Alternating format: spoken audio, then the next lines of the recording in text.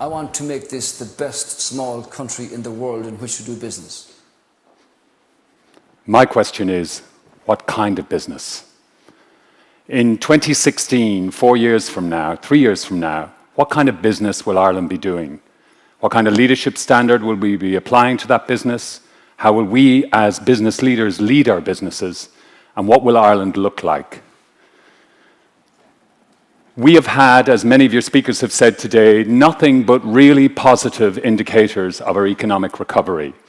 And full credit goes to both Ibec, the government, IDA and other institutions, and you as business leaders who've been directly involved in that recovery. And it's not just a financial recovery. It's also sentiment in the international media has improved dramatically towards how Ireland has managed its recovery, and you can take great pride in being intrinsic to that success.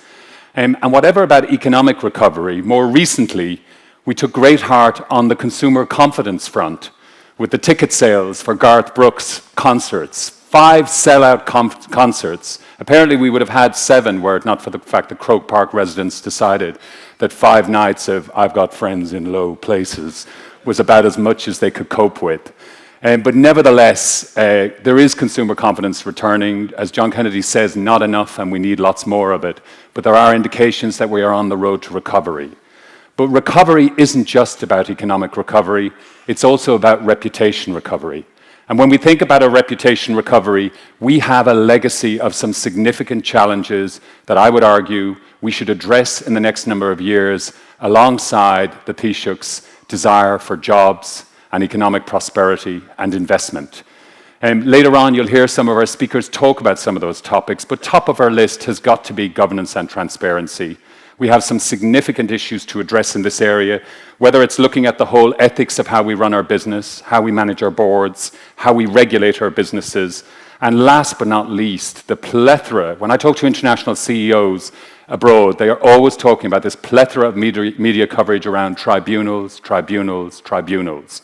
And even though we might look at them and go, look, we have to go through the cycle, it's good for our governance, it does leave an impression, and the impression is things are not sorted. We equally have to look at the tax agenda, and again I'm going to leave it to Fergal O'Rourke from PwC to take a deep dive into this when he talks about sustainable tax and transparency. But it's more than just tax reduction. It's what Minister Noonan called fair tax but play to win. And we have to strike a balance between being an economy that's seen to pay our taxes fairly as corporate players. Now let's hear more of what that looks like later on. I also want to talk about business leaders. Most of you in this room have done an inordinate job of returning Ireland back to its economic prosperity in the last 5 years and navigating very difficult, choppy waters. But we've also seen different styles of leadership in that last 5 years. Styles of leadership that we're least proud of. The celebrity CEO, the campaigning CEO, the media darling CEO. And then the rest of you were there quietly running your businesses, trying to keep them on a solid footing and grow them. We have got to develop a culture of a different type of reputation leadership. We've got to get the gender balance of leadership much better than we have it in the next number of years. And we have fantastic opportunities in the coming years to address all of that agenda, along with economic prosperity. And on product transparency and promotion, a country that we're proud of for the quality of our products and source and origination, we have had some issues in the last 5 years. We have been called out for those issues. And ideally, in the future, we need to put in place the right infrastructure, the right processes, the right risk management to ensure we don't end up there again. On sustainability, yes, we had a really successful homecoming. Our gathering. We had a really successful year in tourism in Ireland. But where did culture lie in the same year? Where does our investment in that? Where does our meeting as international organizations expect us to, our targets on climate change, our commitment to sustainability in our business? It's very difficult in an economic downturn to sustain the growth agenda in those individual areas. Very difficult to sustain what the investment is. But it is critical because it is the thing that helps differentiate us as we move forward. And if we think about our education and our health system, will we really in 4 years' time be the envy of other countries in terms of a best small country for health and education? And what does that look like? And finally, I want to go to social values, which has occupied and dominated our media in the last number of months. People expect, I spent Christmas in Australia with many economic migrants who've left this country, who are all so excited about the economic prosperity that the Taoiseach referred to earlier on, at the opportunity to return. But they want to return to a different Ireland, a modern Ireland, an Ireland that's inclusive, whether you're gay, straight, human rights, civil rights, children's rights. These are social value issues that help build the reputation of this economy. And it is critical that we address those issues alongside all of the other economic recovery plans that we put in place. And the challenge we face is that when we look at what guides us in terms of rankings, if you look at the economic indicators, a lot of the economic indicators, as you can see, focus on specific areas of our business, around innovation, around investment, around technology, around attractiveness.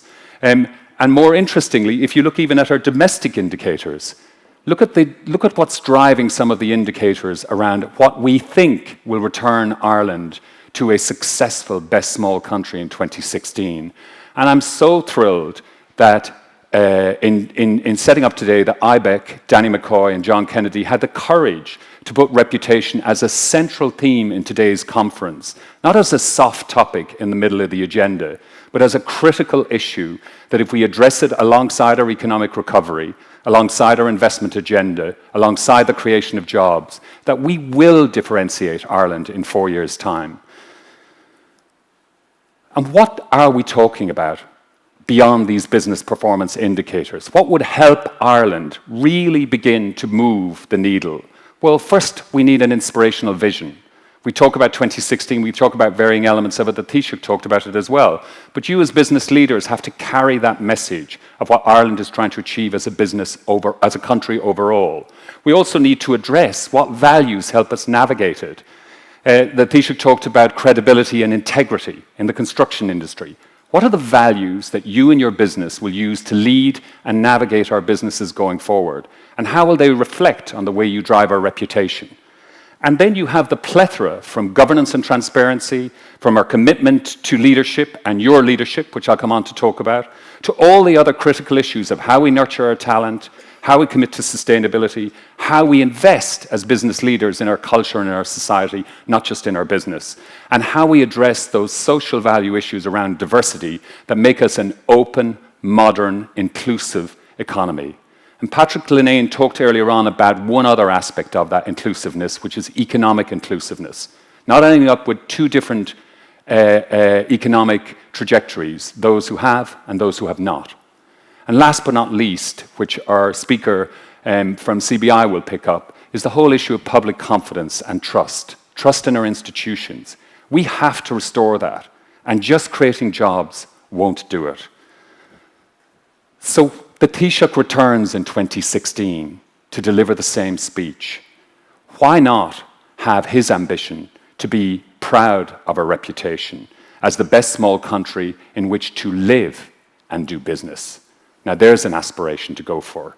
And you have a critical role to play in that as business leaders. Because you, increasingly, when I talk to global companies, are beginning to get the role that reputation plays in helping you build a sustainable business. The role that reputation plays by thinking about reputation not as something to communicate your business strategy, but as central to your business strategy, as something that starts with a vision, that has values that help you navigate it, that is embedded in your business strategy. And it's not just about what we say or how we communicate, but more of reputation is all about what you do, how you behave, how you lead your business, the strategies you pursue. That's where reputation lies. And 80% of that equity you control. So why not invest in that? Why not make sure that that's what drives our business? And let's take a look at just some industries that are looking at this issue. So when reputation becomes a critical business driver, what happens to organizations and how do they call it out? Here you've one global FMCG talking about transforming reputation in every market through stakeholder partnerships and exemplary conduct. Super engaged employees, the link between inside and outside, which I'll come on to talk about. You've got another global organization putting sustainability at the central heart of their business strategy. Double the growth, half the impacts. That's how we will navigate our business. You've got other businesses going, we don't only want top-tier performance, but we want to be a great place to work. And again, making that not a reputation strategy, but a key business critical driver of what we're trying to achieve as an organization. And then you have institutions looking at actually saying our values and how we behave will be an intrinsic part of our scorecard in terms of how we set targets in our business. That is only the tip of the iceberg. You all have your versions of that. But the truth is, when you put reputation center stage as a critical business driver, you can look at things in a very different way. And you can not only look at them in terms of management of your business and management of risk, but you can look at it in terms of growth. There is one thing I want to pause on, and one of our speakers is going to take it up later on in much more detail, which is Eamon Sinnott from Intel. But reputations are built inside out, not outside in. We've had 5 years of people blowing their trumpet. Inside out is the place to start. It starts with the people who work in your business. It starts with how you engage them. Why? Because they don't form a view on your business just by what you tell them, by your town hall meetings, by your discussions with them, by your roadshows, by your transmitting of your messages. They understand your business from the context on the street, from their mates, from what they hear about your industry sector, from what they pick up digitally. So understanding the two elements, how I want to influence them and what drives them, is critically important. And why is there another top reason for turning your employees into reputation ambassadors? And why should we start inside out? Because right now, if you go to global studies and ask stakeholders, they're trusted as much, if not more than you are, to tell an honest, open, and transparent view of your business. And the key is not just to get them engaged around what you're trying to achieve with your ambition, but work out what is it they want. What is it that they're trying to achieve in their role? Not just happy to have a job in the middle of economic hard times, but motivated to do an amazing job because you've connected with their brand and your brand. And when the two of them work together, it is absolutely the most powerful formula you can have on reputation. But the reality is that for lots of them, remember one important thing. These employees don't leave jobs. They leave you. And they leave you because they want to be inspired by your leadership, and they want to be inspired by what it is you do to encourage them to have the energy to drive the business alongside you.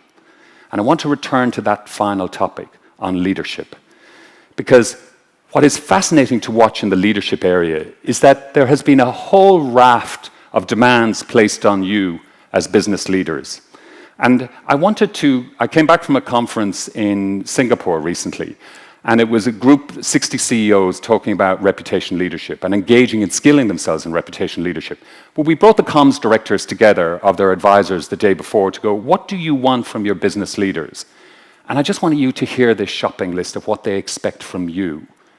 They want you to be great storytellers. They want you to sell a compelling vision of the business. They want you to be authentic. They'd like you to tailor the message to all the individual audiences. They want you to encourage feedback. They'd like you to be a great listener. They'd like you to role model the behaviors that you're talking about in leadership.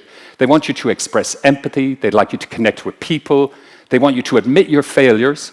They'd like you to inject a lot of fun into what you talk about. They'd like you to be able to talk to multiple stakeholders. They want you to not only understand the business you're doing, but the context of the business you're doing. They'd like you to be a straight talker. They'd like you to keep it simple. They'd like you to make me feel it, not just hear it. And when you're done with all of that, they'd like you to be yourself. That's some shopping list. But the truth is, the skills in reputation leadership are skills that you can invest in alongside all the other skills that you know, sales, marketing, finance. But they're not all intuitive. They're skills that you and your middle managers and your leadership team and your employees have an opportunity to learn and grow and develop. And the last thing I want to touch on is don't think for a moment that you also can't hold reputation accountable, because you can. We've just recently at ReputationInc done a study looking at the market value of publicly listed companies in Ireland, quoted companies, and there's 34 billion of market value created in Irish business. That's got to be seriously connected to your reputation building efforts, above book value. So We get the monetary value of reputation, and we're not having a debate any longer about the importance of it, because we get it. But can we hold it accountable? And the truth is you can. You can by being a listening company.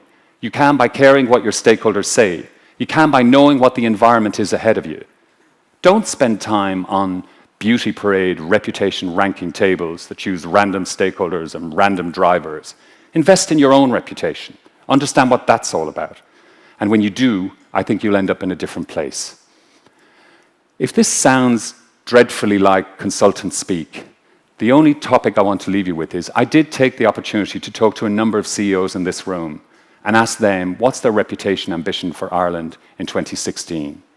And here's what you had to say.